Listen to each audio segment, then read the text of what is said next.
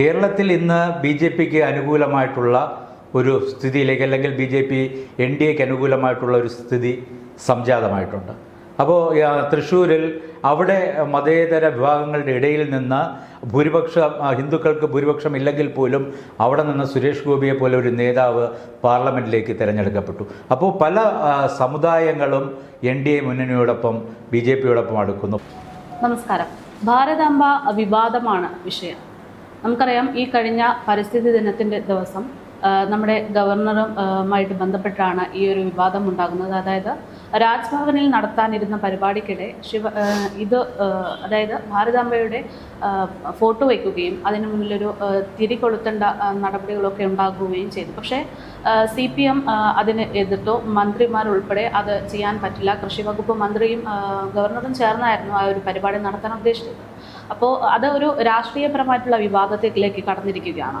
ഇപ്പോൾ നമുക്ക് ആ ഒരു വിഷയത്തിൽ കൂടുതൽ കാര്യങ്ങൾ അറിയേണ്ടതുണ്ട്. ഇപ്പോൾ BJPയുടെ ഘടകകക്ഷിയായിട്ടുള്ള ശിവസേന പ്രതിനിധികൾ നമ്മളോടൊപ്പമുണ്ട്. സംസ്ഥാന പ്രസിഡന്റ് അഡ്വക്കേറ്റ് പേരൂർക്കട ഹരികുമാർ സാറാണ് നമ്മളോടൊപ്പം ചേരുന്നത്. സാർ, ഈ ഒരു വിഷയം ഇതിൽ തുടക്കം മുതൽ തന്നെ പറയുന്നത് ഭരണഘടന ലംഘനമാണ് എന്നുള്ളതാണ്. അപ്പോൾ ഈ ഒരു വിഷയത്തെ എങ്ങനെയാണ് നോക്കിക്കാണുന്നത്? ഒരു ഭരണഘടനാ ലംഘനമായിട്ട് തന്നെയാണോ തോന്നുന്നത്? ഈ വിഷയത്തിൽ സംസ്ഥാന സർക്കാരിനെ പ്രതിനിധീകരിച്ചുകൊണ്ട് ബഹുമാനപ്പെട്ട മന്ത്രി അദ്ദേഹം എടുത്ത നിലപാട് അത് സമൂഹത്തിൽ അല്ലെങ്കിൽ യുവാക്കളുടെ ഇടയിൽ തെറ്റായ ഒരു സന്ദേശം നൽകുന്ന ഒരു സമീപനമാണ് അവരുടെ ഭാഗത്തു നിന്നുണ്ടായിട്ടുള്ളത്.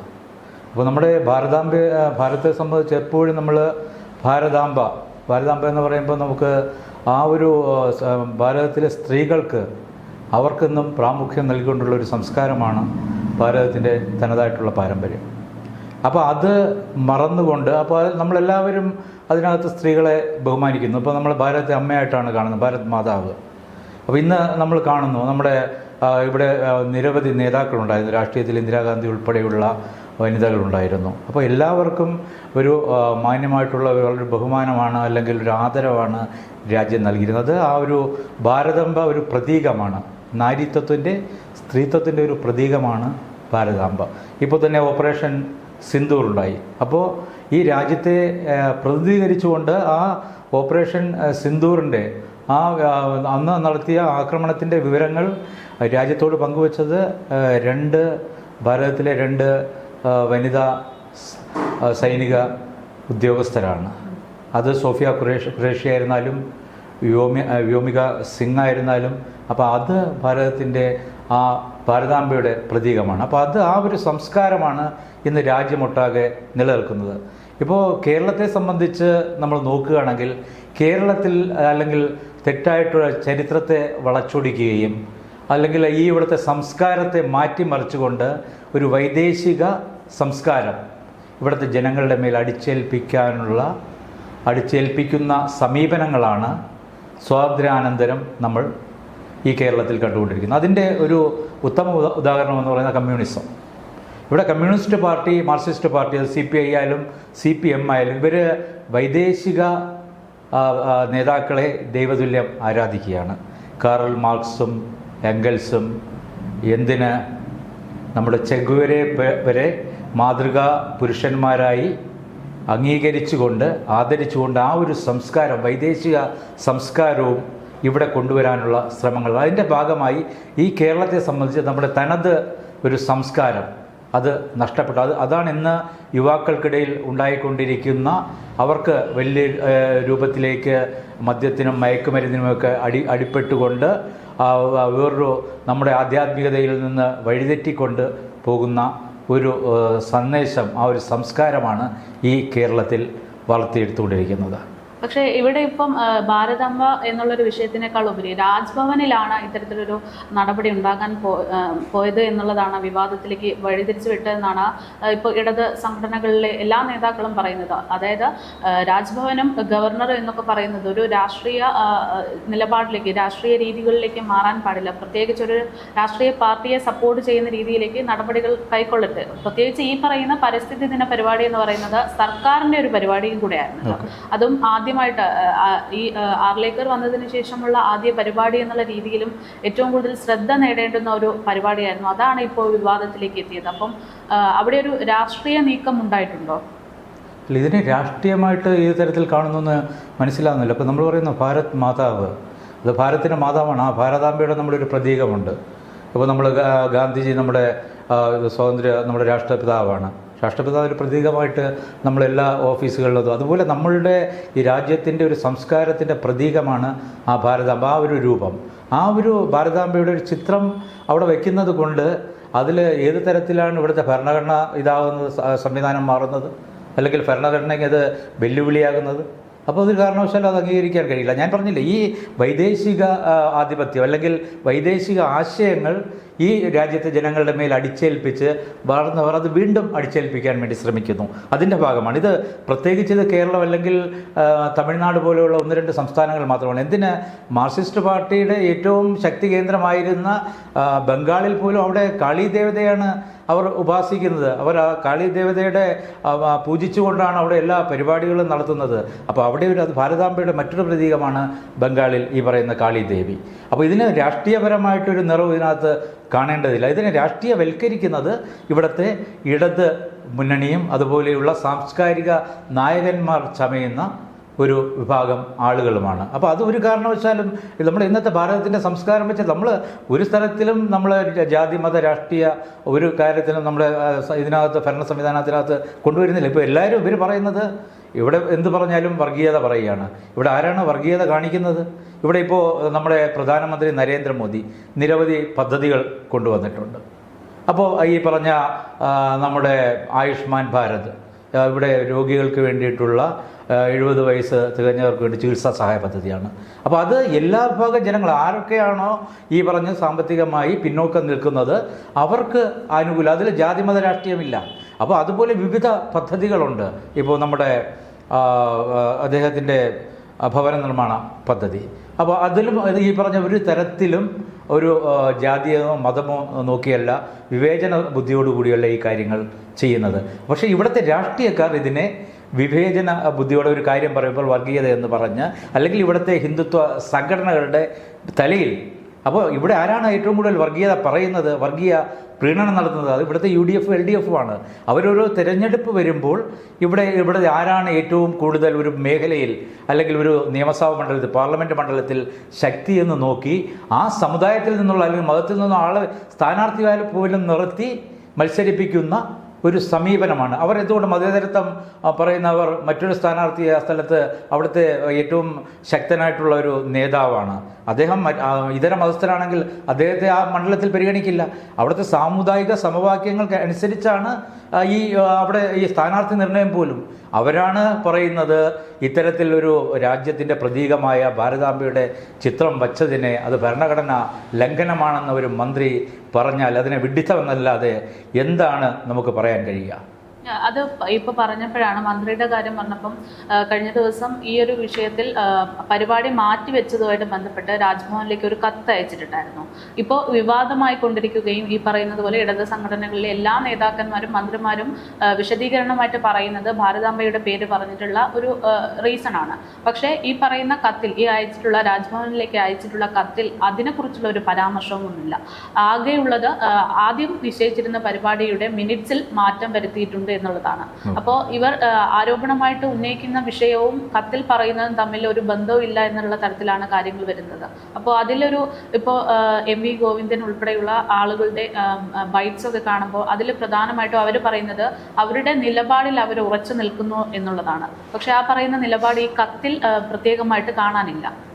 അതിനെങ്ങനെയാണ് നോക്കിക്കാണുന്നത്? അത് അവരുടെ ഈ പറയുന്ന മന്ത്രിയുടെ വാദം പൊള്ളയാണെന്ന് കാണിക്കുന്നതാണ് ഈ പറയുന്ന കത്ത്. ഓരോ സ്ഥലത്തും ഇതുപോലുള്ള പ്രസ്താവനകൾ നടത്തുന്നു, പ്രഖ്യാപനങ്ങൾ നടത്തുന്നു. അതിലപ്പുറം അവർക്ക് ഇതിൽ ഭരണഘടനാ ലംഘനം ചൂണ്ടിക്കാണിക്കാനില്ല. അപ്പോൾ എന്താണ് ഇന്ന് കേരളത്തിലെ സ്ഥിതി? കേരളത്തിൽ ഇന്ന് BJPക്ക് അനുകൂലമായിട്ടുള്ള ഒരു സ്ഥിതിയിലേക്ക്, അല്ലെങ്കിൽ BJP NDAക്ക് അനുകൂലമായിട്ടുള്ള ഒരു സ്ഥിതി സംജാതമായിട്ടുണ്ട്. അപ്പോൾ തൃശ്ശൂരിൽ അവിടെ മതേതര വിഭാഗങ്ങളുടെ ഇടയിൽ നിന്ന് ഭൂരിപക്ഷം ഹിന്ദുക്കൾക്ക് ഭൂരിപക്ഷം ഇല്ലെങ്കിൽ പോലും അവിടെ നിന്ന് സുരേഷ് ഗോപിയെ പോലെ ഒരു നേതാവ് പാർലമെൻറ്റിലേക്ക് തിരഞ്ഞെടുക്കപ്പെട്ടു.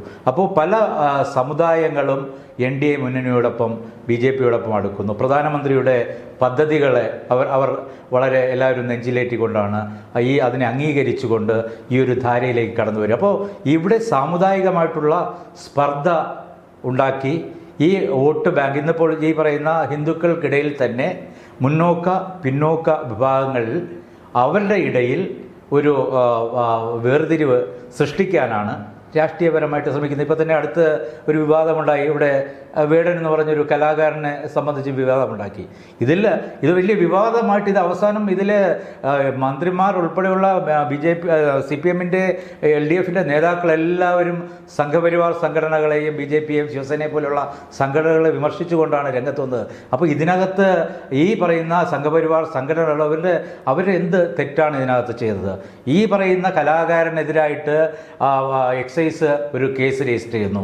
അത് ഗവൺമെൻറ്റിൻ്റെ ഒരു ഭാഗമാണ്, ആഭ്യന്തര വകുപ്പിൻ്റെ കീഴിലുള്ള ഒരു വകുപ്പാണ് കേസ്. അതിനുശേഷം ഫോറസ്റ്റ് വകുപ്പ് മറ്റൊരു കേസ് ചാർജ് ചെയ്യുന്നു. ഇത് രണ്ടിലും പ്രതി സർക്കാരാണ്, ഇവിടുത്തെ മറ്റ് ഒരു വിഭാഗം ജനങ്ങളല്ല.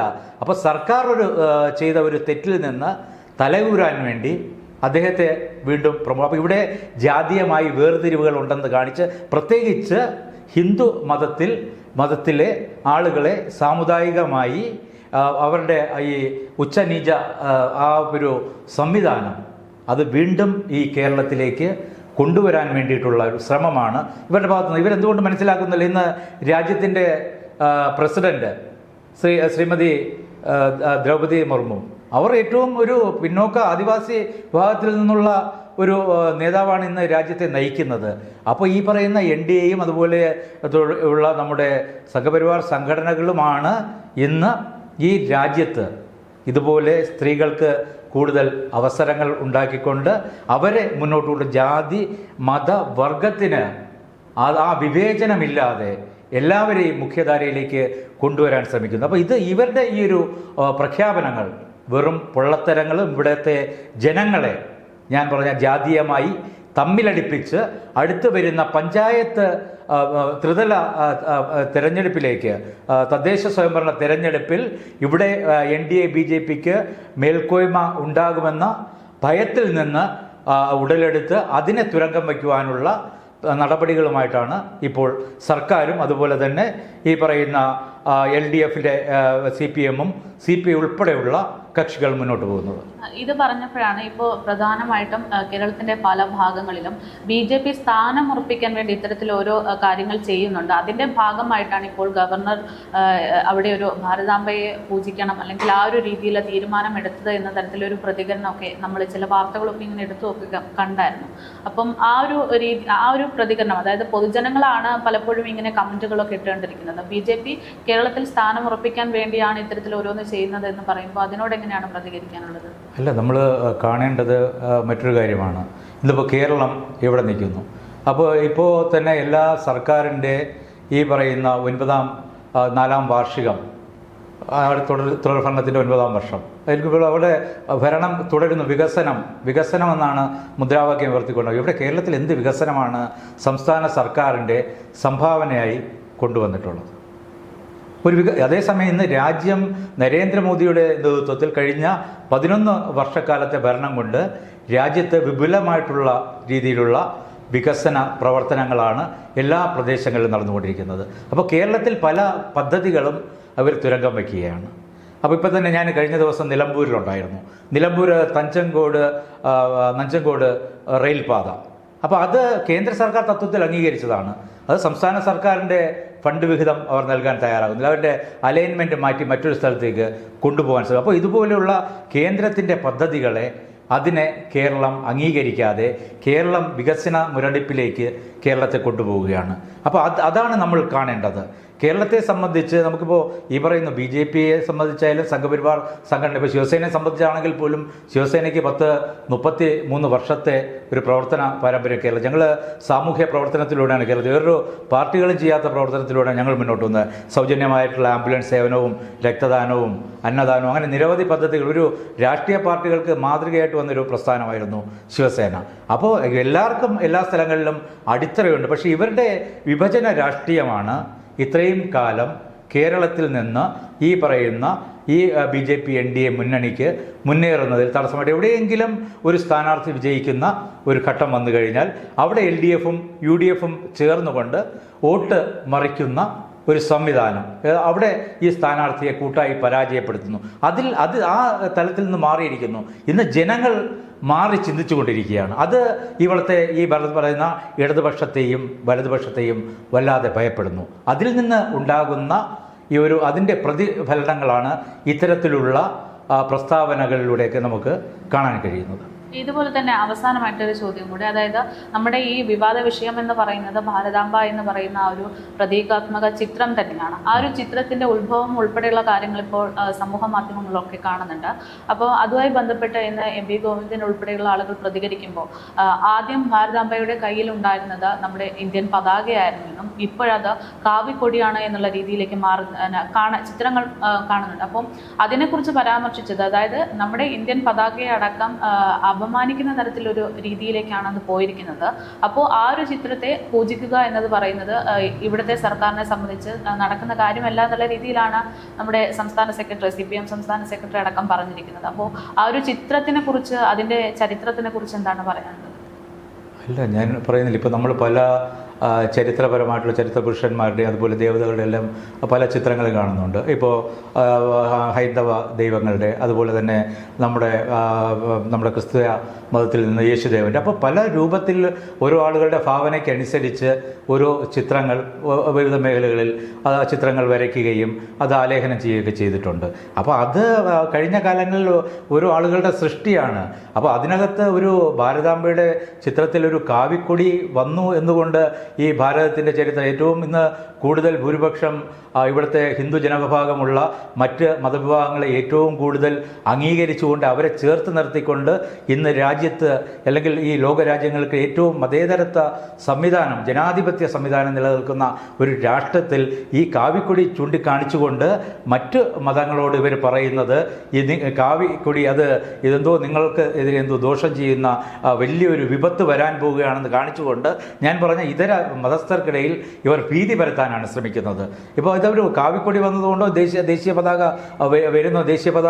വരുന്നതിലും തെറ്റില്ല. കാവിക്കൊടി വന്നതുകൊണ്ട് എന്താ തെറ്റ്?